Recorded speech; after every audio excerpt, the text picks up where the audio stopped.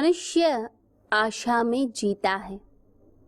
वो सोचता है कि जो कल नहीं हो पाया वो शायद आज हो जाएगा या आने वाले कल में हो जाएगा। तो हम आशाओं में जीते हैं और आशाओं का सागर ही है हमारा जीवन। कल्पनाओं का लोक है, कल्पनाओं के सागर में हमारा चलता है जीवन। और ये जीवन चक्र जो है ये हमेशा आशा के कारण ही आगे बढ़ता है। यदि निराशा हो जाए तो क्या जीवन चक्र चल पाएगा? क्या आप चला पाएंगे अपने जीवन को? हम जीते क्यों हैं? क्योंकि होप है, आशा है हमारी जिंदगी में। अगर कोई व्यक्ति निराश हो जाए जीवन से, आशा ही ना बचे, तो क्या वो जीवन जी सकता है? अगर हम अपने पास्ट को देखें तो पास्ट में कुछ भी ऐसा दिखता नहीं जिसके कारण मनुष्य जीना चाहे। सारी चीजें ऐसे लगती हैं जैसे मिट्टी का ढेर हो। कितनी गलतियां की हैं, कितनी भूलें की हैं। कई बार तो लगता है कि हम जो अभी हैं वो ज्यादा अपने बेटर वर्जन हैं। पास्ट में इतना कुछ नहीं था जो कि भविष्य में हो सकता है। तो आशा यानी कि भविष्य। जब हम भविष्य के लिए जीते हैं, अपने आगे आने वाले कल के लिए जीते हैं। कोई भी व्यक्ति होगा इस संसार में, वो आगे आने वाले कल के लिए जीता है, भविष्य के लिए जीता है। तो जीने की आकांक्षा आती है फ्यूचर के कारण, क्योंकि पास्ट कभी भी बेस नहीं है। क्या पास्ट से कोई प्रेरणा आई? प्रेरणा हमेशा आती है भविष्य से। लगता है अब हम ये काम करेंगे, अब हम वो काम करेंगे, तो पीछे से कोई पुश नहीं मिलता। जो पुल होता है भविष्य का, वही आपको खींचता है। तो भविष्य खींचता जाएगा, हमारी इच्छाएं, हमारी आकांक्षाएं हमें खींचती हैं। चाहे वो इच्छा मोक्ष की ही क्यों ना हो, चाहे वो मुक्ति की ही क्यों ना हो, परंतु वो एक आशा है भविष्य की। जो कल नहीं हो पाया, कल हमने पूजा नहीं करी, कल हमने भक्ति नहीं करी, अपना पूरा जीवन सिर्फ धन में गंवा दिया, तो व्यक्ति अंतिम समय में सोचता है कि क्यों ना हम गीता ज्ञान प्राप्त करें, क्यों ना हम मुक्ति की तरफ चलें। तो ये भी एक आशा है जो मनुष्य को आगे की तरफ खींचती है। ऐसे ही जो यंग व्यक्ति है, जो युवा है, उसके मन में क्या आता है कि अभी तक तो मैं कमा नहीं पाया, परंतु अब आगे तो मैं जरूर बहुत कमाऊंगा, मेरा भविष्य बहुत अच्छा है। तो कल जो नहीं हो सका वो आज होगा, और जो आज नहीं हो पाया वो तो कल होने ही वाला है। तो ये आशा मनुष्य को जिंदा रखती है। एक साधक अपनी कुटिया में साधना करता था।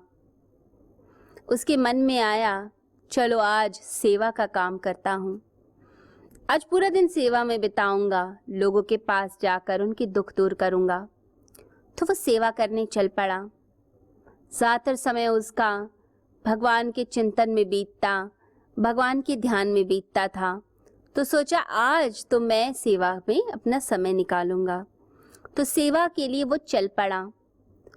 रास्ते में जितने लोगों से मिला, उनके जीवन को जानने की कोशिश करी, उनके दुखों को मिटाने की कोशिश की, उतना ही वो व्यथित होता चला गया। वो सोचने लगा, जब रात्रि हो गई तो उसके मन में ये ख्याल आया कि मनुष्य जी कैसे रहा है। इतना दुख, इतनी परेशानी, और हर व्यक्ति की जिंदगी में दुख है। हमें ऐसा लगता है शायद पड़ोसी की जिंदगी में सुख होगा, परंतु हर व्यक्ति किसी न किसी पीड़ा से, किसी न किसी आंतरिक दुख से ग्रस्त होता है। परिपूर्णता किसी के जीवन में नहीं होती। तो कुछ ना कुछ तो रह ही गया होता है जो उसको सताता है, जो उसको अंत समय में भी पीड़ा देता है। तो वो सोचने लगा, मनुष्य जीता ही क्यों है। पास में एक साधु को देखा, एक ज्ञानी को देखा, तो सोचा उससे ही पूछ लेता हूँ। जब उससे पूछा तो भी उसको संतुष्टि नहीं मिली। तो भी लगा कि ये साधु भी अपनी मुक्ति के लिए प्रयास कर रहा है, ये भी कहाँ पूरी तरह से संतुष्ट है। जब वो हार गया सब जगह से, तो अपनी कुटिया में वापस गया और अपने इष्ट देव के सामने बैठकर उसे भगवान से प्रार्थना की, पुकार की कि परमात्मा, फिर इंसान जीता क्यों है जब इतने दुख हैं और हर व्यक्ति स्ट्रगल कर रहा है। कोई मुक्ति के लिए स्ट्रगल करता है, कोई धन पाने के लिए, कोई पुत्र की कामना के लिए, कोई सुंदर शरीर के लिए। हर व्यक्ति की अपनी कामना है और हर एक के जीवन का दुख उसके लिए तो बहुत बड़ा है। दूसरा व्यक्ति सोचता है कि उसके जीवन में शायद ज़्यादा दुख है, दूसरे के जीवन में कम दुख है। वो दूसरे के दुख को कम समझता है, अपने दुख को ज़्यादा बड़ा समझता है। तो जब वह प्रार्थना करते करते ध्यान में चला गया, अपने भीतर की ज्योति से जैसे ही जुड़ा और वो प्रश्न फिर दोबारा जब खड़ा हुआ, तो अंदर की ज्योति से, भीतर की आत्मा से एक ही आवाज आई। वो आवाज थी, वो शब्द था आशा, होप। तो मनुष्य होप के कारण, आशा के कारण जीवित रहता है कि जरूर मैं आज फेल हूं तो भविष्य में तो मैं सक्सेसफुल हो ही जाऊंगा। वो आशा का दिया आगे बढ़ाता चला जाता है और जीवन को जीता चला जाता है। एक सही आशा तो जिंदगी को सक्सेस देती है, सही लक्ष्य देता है। परंतु कुछ चीजें ऐसी होती हैं जिसे कहा जाता है, जिसे भगवान श्री कृष्ण कह रहे हैं, वृथा आशा। वृथा यानी जो बेकार है।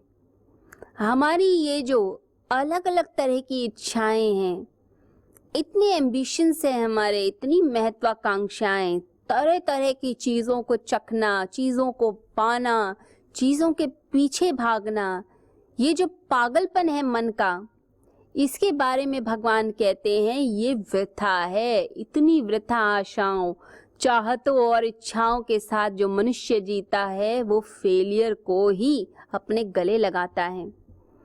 जब असंख्य इच्छाएं हो जाएंगी तो सभी इच्छाओं की पूर्ति कैसे होगी? कहाँ तक आप भागेंगे? और इच्छाओं का स्वभाव ही होता है कि वो कभी पूरी नहीं होती, अपूर्ण। जैसे एक कोई वेसल हो, कोई एक बर्तन जिसका बेस ही ना हो, तली ही ना हो, आप कितना भी चीजें डालते जाइए वो खाली ही रहेगा बर्तन। ऐसी ही इच्छाएं और आकांक्षाएं हैं। वृथा आशा का बेस यह है कि मनुष्य वही भूलें करता जाता है जो उसने पास्ट में की, उसको नहीं सुधारता और वही भूलें रिपीट होती जाती हैं और पूरा जीवन वैसे बीतता है। और जब मनुष्य अपने पूरे जीवन को पीछे पलट के देखता है तो उसको दिखाई देता है कि जो प्रेम मैंने चाहा न वह मुझे प्राप्त हुआ, न वो शांति मिली, न वो आनंद मिला, न वो पूर्ण संतोष और तृप्ति मुझे प्राप्त हुई, न ही जो मैंने चीजें मांगी थीं वो सारी इच्छाएं ऐसा लगता है पूर्ण ही नहीं हुई। जीवन जैसे व्यर्थ ही चला गया। तो जब हम वृथा आशाएं करते हैं, जीवन के नियम के विरुद्ध मांगते हैं, तो वो चीज कभी पूरी नहीं होती। जब हम सुख मांगते हैं दूसरों से कि दूसरा सुख देगा, मेरी माँ सुख देगी, मेरा पिता देगा, पति देगा, बच्चे देंगे, जब ऐसी आकांक्षा व्यक्ति रख लेता है, दूसरों के ऊपर निर्भर हमारा सुख, बच्चों के ऊपर निर्भर सुख। जैसे कि कोई स्त्री हो, उसने जीवन भर अपने पति से ही सुख की कामना की और उसके पति के बाद अपने बच्चों पे डिपेंड हो गई, तो होता क्या है, व्यक्ति सिर्फ मांगता ही रह जाता है। बच्चे जब बड़े हो जाते हैं और माँ का इतना ध्यान नहीं रख पाते, तो वही स्त्री सोचती है, वही माँ सोचती है कि मैंने अपने जीवन के इतने पल, इतने कीमती पल इस पे कुर्बान कर दिए और ये मेरा बच्चा, ये मेरा बेटा या मेरी बेटी अब मेरी तरफ इतना ध्यान नहीं दे रहे। तो क्या होता है, ये जो आदत है सुख मांगने की दूसरे से और अपने सुख को दूसरों पर डिपेंड करने की, तो मनुष्य उसके बाद क्या करता है, क्या रिएक्शन आता है? रिएक्शन ये आता है कि आप सोचते हैं कि दूसरे से दुख मिला, ये दूसरी भूल हो जाती है। पहली भूल तो हम करते हैं कि सुख चाहते हैं दूसरे से, और दूसरी भूल ये होती है कि जब सुख नहीं मिलता तो हम कहते हैं दूसरे से दुख की प्राप्ति हुई है, उसने मुझे दुख दिया।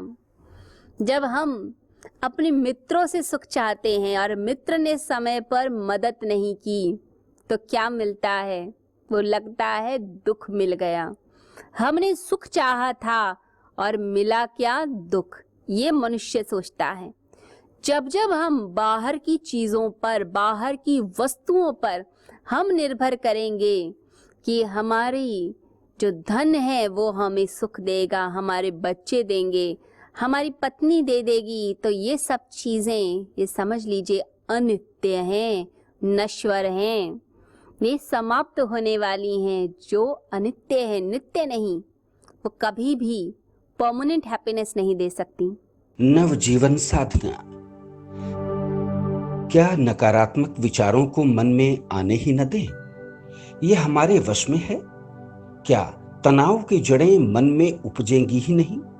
अगर निरंतर ध्यान साधना को जीवन में शामिल कर लिया जाए, आध्यात्मिक जगत में परमात्मा की अनुभूति के साथ क्या सांसारिक जगत में भी प्रसन्नता, सफलता, संबंधों में आत्मीयता, धन ऐश्वर्य का सपना सच करती है नवजीवन साधना? तो इसका जवाब है हाँ। इस कल्पना को साकार रूप देने का संकल्प है गुरुवर श्री सुधांशु जी महाराज व श्रद्धेया अर्चिका दीदी द्वारा भक्तों को ध्यान साधना की एक और अनुपम भेंट, नवजीवन साधना।